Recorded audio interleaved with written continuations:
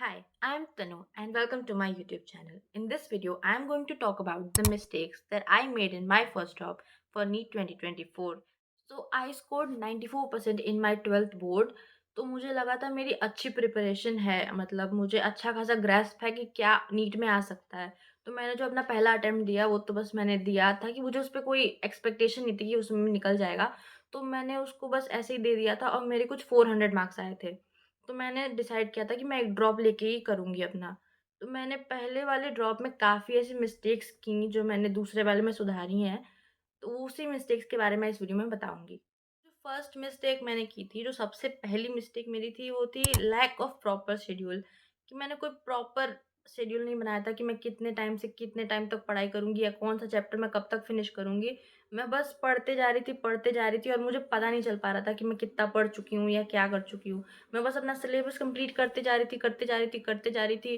तो लास्ट में मेरे पास रह गया था कि मुझे समझ में नहीं आ रहा था कि मैंने कितना पढ़ लिया है, कितना छोड़ दिया है या इसमें से अभी मुझे क्या आ रहा है, क्या नहीं आ रहा है, इसका मेरे पास कोई हिसाब नहीं था। So when I am talking about a proper schedule, मेरा ये मतलब नहीं है कि आप डेली-डेली का शेड्यूल बनाओ। मेरा मतलब है कि ईयरली प्लान, जो कि मैं इस टाइम से मैं अपना सिलेबस शुरू कर रही हूँ, तो मैं उसको एटलीस्ट इस टाइम तक खत्म कर लूँगी। क्योंकि अगर मैं ऐसे ही लगातार पढ़ती जा रही हूँ कि आज मेरा एक चैप्टर खत्म हो गया, आज मेरा दूसरा खत्म हो गया, तो मेरे पास कोई रिकॉर्ड नहीं है कि एक सिलेबस खत्म होगा कब तक, क्योंकि सिलेबस खत्म करना ही नहीं है, मुझे उसके बाद टेस्ट भी देने हैं, उसको रिवाइज़ करना है, मुझे अपना पूरा सिलेबस एटलीस्ट 2 बार, 3 बार रिवाइज़ करना है। तो उसके लिए मुझे एक प्रॉपर टाइम बनाने की बहुत ज़रूरत है कि मैं यहाँ से यहाँ तक इसको खत्म कर दूँगी, चाहे वो दिसंबर हो गया, जनवरी हो गया, उस टाइम तक मुझे अपना सिलेबस पूरा खत्म करना है। लेकिन इसका ये मतलब नहीं है कि डेली शेड्यूल इम्पोर्टेंट नहीं है, वो भी इम्पोर्टेंट है। लेकिन पहले आपका काम है कि आप पूरा एक ईयरली बना लो कि मुझे इस महीने में ये चैप्टर खत्म करने हैं, इस महीने में ये चैप्टर खत्म कर देना है और एक इस टाइम तक मुझे पूरा सिलेबस कंप्लीट करना है। उसके बाद से आप अपने आप दिन का भी बनाओ कि मुझे 1 दिन में ये टॉपिक्स कंप्लीट करने हैं। उसके बाद जब आप ऐसे करके रहोगे तो आपके पास एक प्रॉपर रिकॉर्ड रहेगा, ताकि अब उसको आप 1 हफ्ते बाद देखो, 1 महीने बाद देखो, तो आपको पता चलेगा कि आप कितना पढ़ चुके हो और आप कितना और बचा है, कितना आपको करना है। मैंने अपने पहले ड्रॉप में ये गलती की थी कि मैंने अपना डेली शेड्यूल रोज़ बनाया था। मैं रोज़ सुबह लिखती थी कि आज मुझे ये कंप्लीट करना है और मैं उनको कंप्लीट करती भी थी। लेकिन मेरे पास ऐसा कोई प्लान नहीं था कि ये कब तक खत्म होगा। तो मैं धीरे-धीरे खत्म करते गई, मेरा सिलेबस ही फ़रवरी तक पहुँच गया था। तो वो काफ़ी लंबा हो गया, फिर मेरे पास जो टाइम था टेस्ट सीरीज़ का वो नहीं रह गया था। तो वो काफ़ी बाद लास्ट में घौच-पौच हो गया था। तो this was the biggest mistake for me कि मैंने एक प्रॉपर ईयरली प्लान नहीं बनाया। तो अगर आप 26 के लिए या 27 के लिए प्रिपेयर कर रहे हो, तो आपका सबसे पहला काम है कि आप बनाओ अपने लिए एक प्रॉपर शेड्यूल कि मुझे इस टाइम तक तो सिलेबस कंप्लीट कर ही लेना है। क्योंकि उसके बाद आपको प्रॉपर रिविज़न के लिए बहुत सारा टाइम चाहिए, सिर्फ़ सिलेबस कंप्लीट करने से नहीं होगा। Second biggest mistake was that I was totally dependent on my teachers. मतलब मैंने एकदम कह दिया था कि जो-जो ये लोग कहेंगे मैं वही करूँगी। तो मैंने बैच लिया था ऑनलाइन अनअकैडमी का। तो वो लोग पहले तो पढ़ाते अच्छा था, ऐसा नहीं कि वो लोग पढ़ाते नहीं थे, लेकिन वो पढ़ाने के बीच में जो वो लोग बहुत सारे एक्स्ट्रा क्लासेस लगाते थे। तो मैं एकदम थी कि जो-जो वो लोग कहेंगे मैं सब करूँगी। तो वो लोग अपना रेगुलर क्लास कराते थे, उसके बाद वो लोग बहुत सारे स्पेशल क्लास कराते थे, मैं सारे करती थी। उसके बाद जो-जो वो लोग बोलते थे मैं सब करती थी। तो वो मुझे बाद में रियलाइज़ हुआ कि मेरा उसमें बहुत सारा टाइम वेस्ट होता है, क्योंकि ऑनलाइन क्लास वो लोग जो कराते हैं, वो तो वो लोग जब तक पढ़ाते हैं, पढ़ा रहे हैं। लेकिन वो लोग 1 घंटे क्लास में बीच में वो लोग बात-वात भी करने लग जाते थे। तो वो काफ़ी थोड़ा डिस्ट्रैक्टिंग होता है। तो मैंने ये चीज़ अपने सेकंड हाफ में ठीक करी कि मैंने ऑनलाइन क्लासेस देखनी छोड़ दी थी। मैं उनके रिकॉर्डेड लेक्चर्स देखती थी। जो वो लोग पढ़ा चुके हैं, उसके कुछ टाइम बाद रिकॉर्डिंग अवेलेबल हो जाती थी, तो मैं रिकॉर्डिंग से देखती थी। रिकॉर्डिंग को अच्छे खासे स्पीड पे देखती थी। मतलब 1.5 या 2 की स्पीड पे देखती थी, क्योंकि मुझे थोड़ा बहुत तो आइडिया था पहले से, तो मुझे ज़्यादा दिक्कत नहीं होती थी। और मैंने कोई ईयरली प्लान अपना बनाया नहीं था, तो मैं उन्हीं के प्लान से चल रही थी, जो कि फ़रवरी तक गया था। फ़रवरी के एंड तक उन्होंने सिर्फ़ सिलेबस ही ख़त्म किया। तो ये बहुत इम्पोर्टेंट है कि अगर आप ऑनलाइन से पढ़ रहे हैं, तो आप अपना खुद का दिमाग उसमें ज़रूर लगाएँ कि कब तक ये लोग ख़त्म कर रहे हैं, कब तक मुझे कंप्लीट करना है और कब तक मुझे अपना रिविज़न के लिए टाइम बचाना है। क्योंकि वो लोग बोलते हैं, बहुत बोलते हैं कि रिविज़न करो, ये करो, वो करो, लेकिन वो लोग आपको टाइम नहीं दे रहे हैं। एक दिन में वो आपको लिटरली 8-8 घंटे का क्लास लगा दे रहे हैं और उसके बाद आप खुद से कहाँ रिवाइज़ कर पाएँगे। इसलिए सावधान रहें, सतर्क रहें। My next biggest mistake was कि मैंने टेस्ट सीरीज़ बहुत लेट से जॉइन करी थी।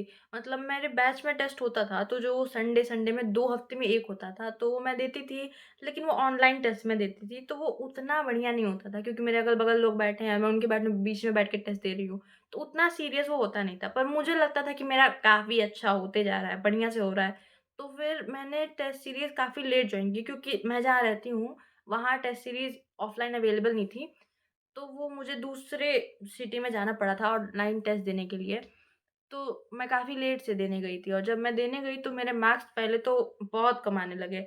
तो जब वो कम आने लगे मेरा कॉन्फिडेंस गिरते चला गया। लेकिन फिर मेरी दीदी ने बोला कि कोशिश करो पढ़ते रहो अभी 2 महीना है, अभी हमने काफ़ी टाइम पे ले लिया है। पहले तो लेट तो लिया था पर फिर भी टाइम पे ले लिया है कि अभी अभी से किया जा सकता है। तो मैं अपने टेस्ट को बार-बार रिवाइज़ करती थी, चाहे जैसे भी करती थी।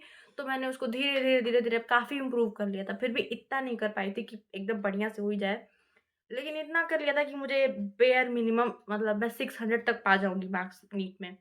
और मैं अपने रिकॉर्ड्स भी नहीं रखती थी कि मुझे कितने मार्क्स मिल रहे हैं, किसमें कितना मिला है, मुझे कुछ भी नहीं पता था। मुझे बस होता था कि मैं टेस्ट दे दिया, इतने मार्क्स आए, अच्छा ये आया, इस सब्जेक्ट में आया, मैंने देख लिया, मैंने छोड़ दिया, फिर मैं आगे बढ़ जाती थी। तो ये बहुत इम्पोर्टेंट है कि आप लोग शुरू से ही जॉइन करें। अगर ऑफ़लाइन पॉसिबल है तो ऑफ़लाइन ही जॉइन करें या फिर ऑनलाइन भी अगर आपको देना है तो आप कोशिश करें कि आप जहाँ बैठ के दे रहे हैं, आप अकेले दें प्रॉपर 3 घंटा बना के कि मैं यहाँ से हिलने-डुलने वाला नहीं हूँ। तो ये बहुत इम्पोर्टेंट है कि आप टाइम टू टाइम दें और जितनी हो सके उतनी टेस्ट सीरीज़ आप दे दें। जितनी देंगे उतनी ही बेटर है। तो मैंने अपने मार्क्स को लास्ट तक इम्प्रूव कर लिया था, लेकिन लेट टेस्ट सीरीज़ जॉइन करना और बाकी बच्चों से काफ़ी पीछे होने वाला जो प्रेशर था, वो दिमाग में बहुत ज़्यादा बिल्डअप हो गया था, जिसको अवॉइड किया जा सकता था, अगर मैंने ध्यान दिया होता शुरू में तो। तो प्लीज़ मेरी वाली मिस्टेक ना करें और टेस्ट सीरीज़ शुरू से ही जॉइन कर लें। So this is most important, lack of self confidence. मतलब ये मेरी सबसे बड़ी प्रॉब्लम थी। मैं हमेशा से बेयर मिनिमम ही करना चाहती थी कि थोड़ा-सा ज़्यादा मेहनत करके थोड़ा-सा इतना ही मुझे मिल जाए कि काफ़ी है। मैं कभी इतना नहीं सोचती थी कि मतलब नीट में 720 है तो मुझे 680, 690 कुछ मिल जाए, इतना बड़ा मेरा सपना ही नहीं रहता था। मेरा था कि अगर इतने क्वालिफाइंग मार्क्स हैं, 600 अगर सेफ है तो मुझे 610 मिल जाए मेरे लिए काफ़ी था। तो मैंने कभी बड़ी पिक्चर देखी ही नहीं, तो मैंने उतना बड़ा प्रिपेयर किया ही नहीं। बहुत बड़ी मिस्टेक थी जो मुझे नहीं करनी चाहिए थी। मुझे स्टार्टिंग से ही कोशिश करनी चाहिए थी कि मुझे 180 में से 175 तो करना ही चाहिए था। तो वो मुझसे हो नहीं पाया पहले साल में। तो ये सारी चीज़ें मैंने दूसरे साल में इम्प्रूव की, that I started doing more than bare minimum और मैंने कोशिश की कि मैं अब ज़्यादा से ज़्यादा मार्क्स पा पाऊँ, ना कि सिर्फ़ थोड़ा-सा एकदम बॉर्डर लाइन के करीब। नीट 2024 का पेपर थोड़ा ईज़ी था और मेरे 622 मार्क्स आए थे। तो मैं कंटिन्यूअसली अपने बेयर मिनिमम वाले सिद्धांत पे ही चल रही थी कि मुझे कुछ ना कुछ तो मिल ही जाएगा। दिल्ली एम्स का सपना मैं देख ही नहीं पाती थी, उतना ऊपर तो मैं कभी देखी ही नहीं। इसीलिए 700 का सपना देखो ताकि कम से कम 650 तक तो पहुँचो। अगर मेरा सपना ही 620 का था तो ऑफ़ कोर्स मुझे 600 नंबर मिलने वाले हैं। तो ये सारी चीज़ें मैंने अपने 2025 के एग्ज़ाम देने के लिए ठीक की कि मैं अपना एक प्रॉपर टाइम बनाऊँ। मैंने एक प्रॉपर ईयरली प्लान बनाया कि मैं अपना दिसंबर तक पूरा सिलेबस ख़त्म कर दूँगी। दिसंबर तक मैंने सिलेबस ख़त्म भी किया और मैंने पूरे साल भर का प्लान भी बनाया कि टाइम से टेस्ट सीरीज़ देनी है। तो मैंने हर हफ़्ते 2-2 टेस्ट दिए। एक वेडनेसडे को देती थी, एक संडे को देती थी। हर हफ़्ते बिना गैप के मैंने ये दिए हैं। तो बेसिकली पॉइंट यही है कि आप अपना एक टारगेट बनाओ और उस टारगेट को पाने के लिए 100% मेहनत करो। चाहे जो हो जाए आप उसको करते रहो, भूलना जाना माँ के। दीज़ आर द मिस्टेक्स जो मैंने अपने सेकंड ड्रॉप में अवॉइड किए हैं, जिसकी वजह से मेरे जो मार्क्स आ पाए हैं, वो आ पाए हैं और मुझे इस साल मेरी काउंसलिंग हो चुकी है, तो मुझे आरएमएल आईएमएस मिला है लखनऊ में और मैं बहुत खुश हूँ। So thank you for watching my video.